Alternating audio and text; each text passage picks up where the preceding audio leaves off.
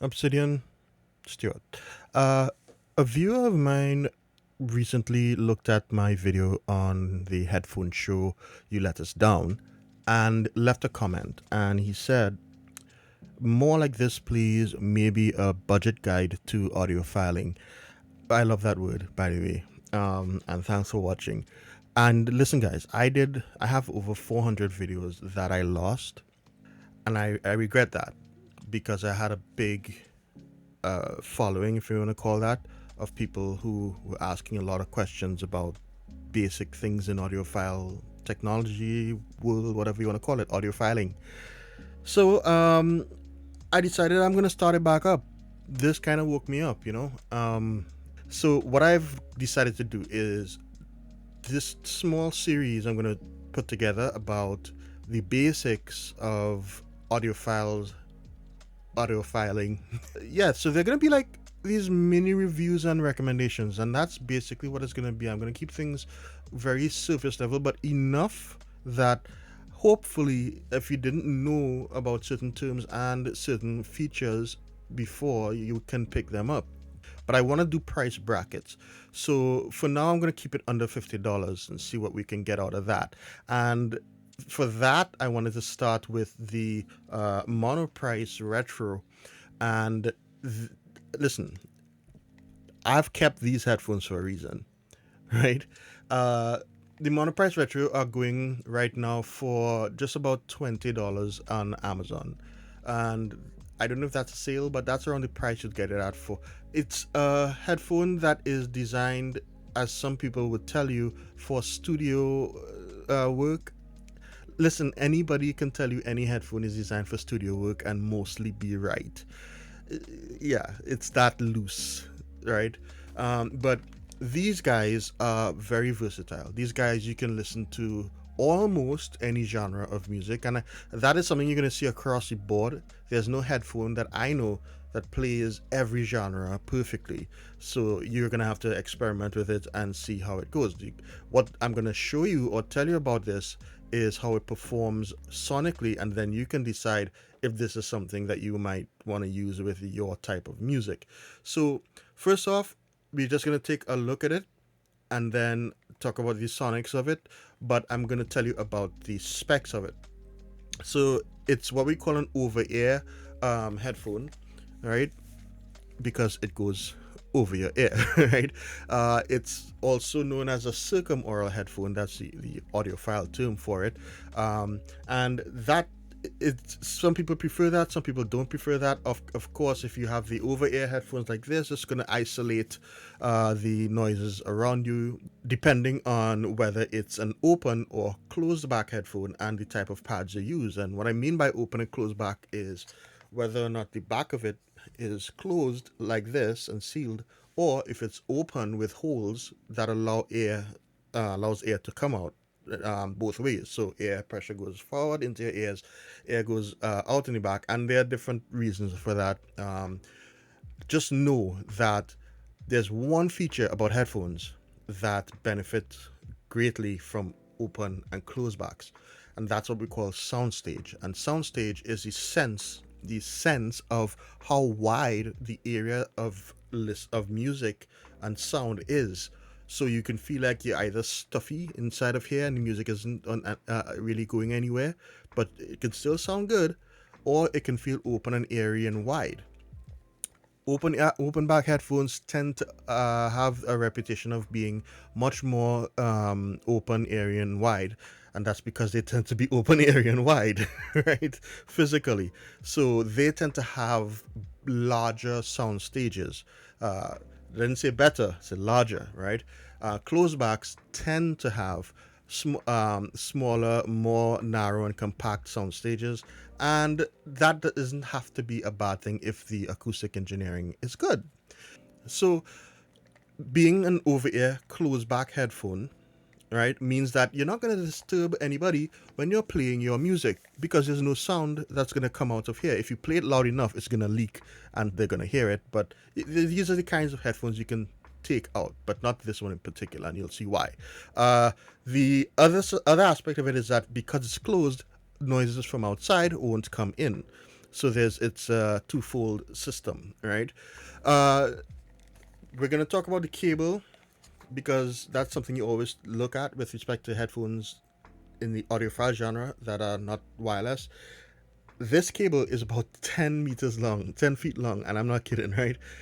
It's a hassle, which is why I have braided my own, right? And it makes it 3 times shorter, but it also makes it bulkier. So what I'm gonna do is cut it off from inside, and I'm gonna put an adapter right here, and that adapter is gonna allow me to plug any cable I want into it. So it's gonna be cable free, if you wanna call it that, and the in terms of specs, what else can I tell you that's relevant?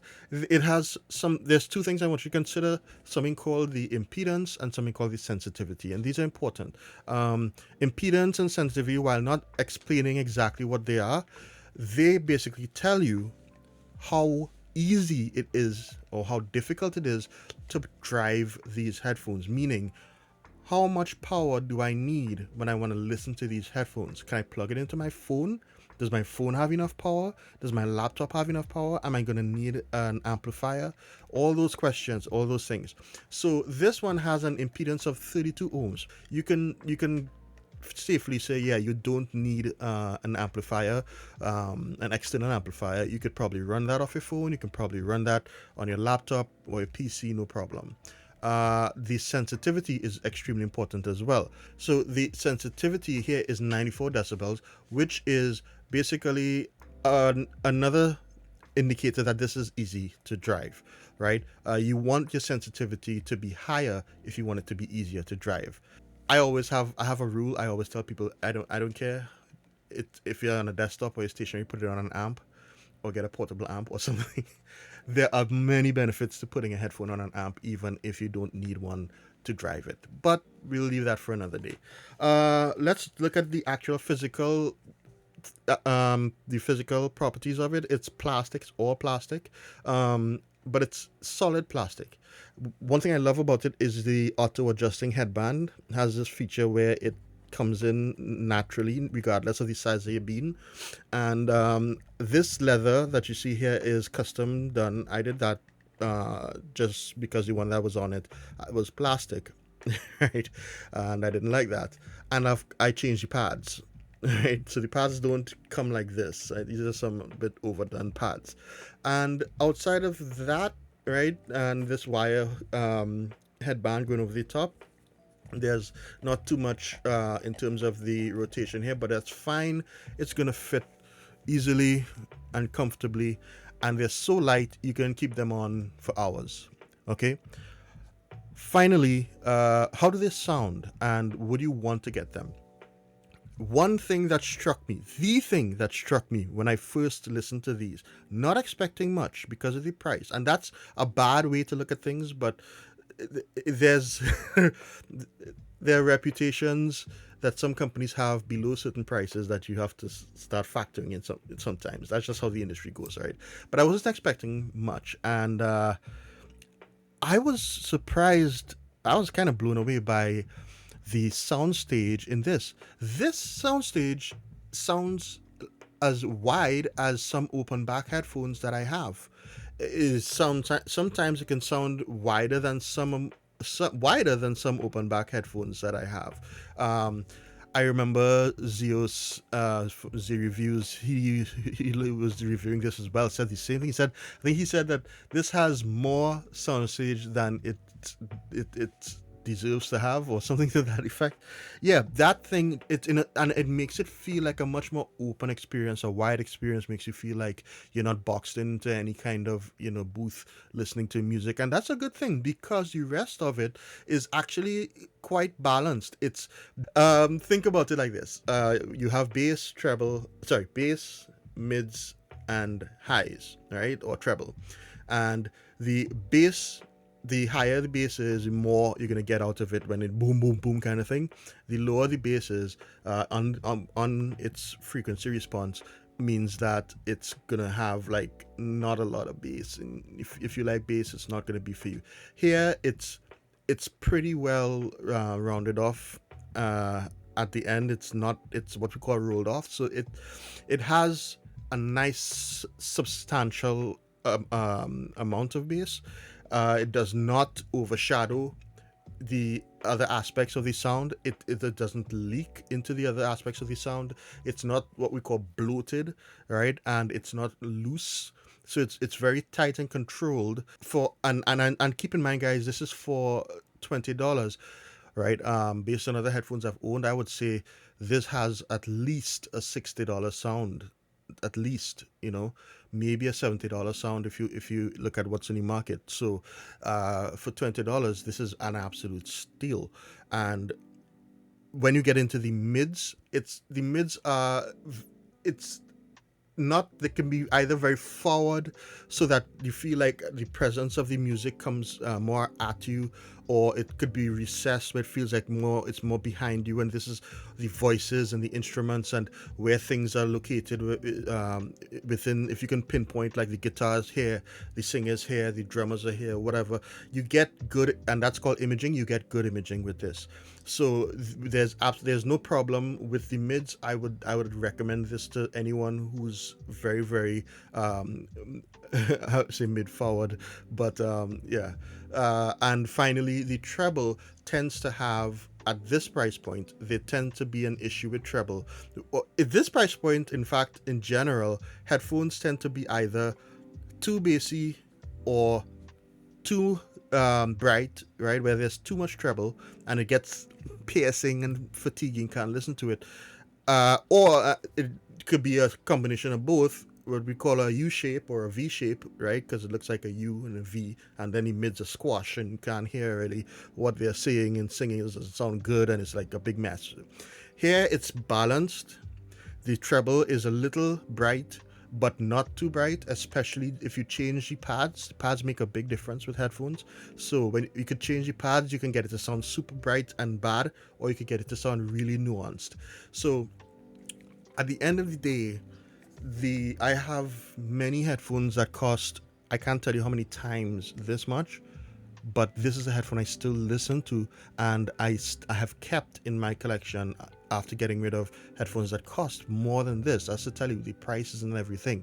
So I'm recommending the Monoprice Retro. It's still available, right? It's still available on Amazon. As I said, it's $20 as of checking it now, and I can give it a solid 4 stars, especially at the price point, maybe 4.5 at the price point, and yeah, I think you're gonna have a lot of fun with it. So in terms of genres, I'd recommend anything that has some good details, like classical music, some jazz, that kind of thing.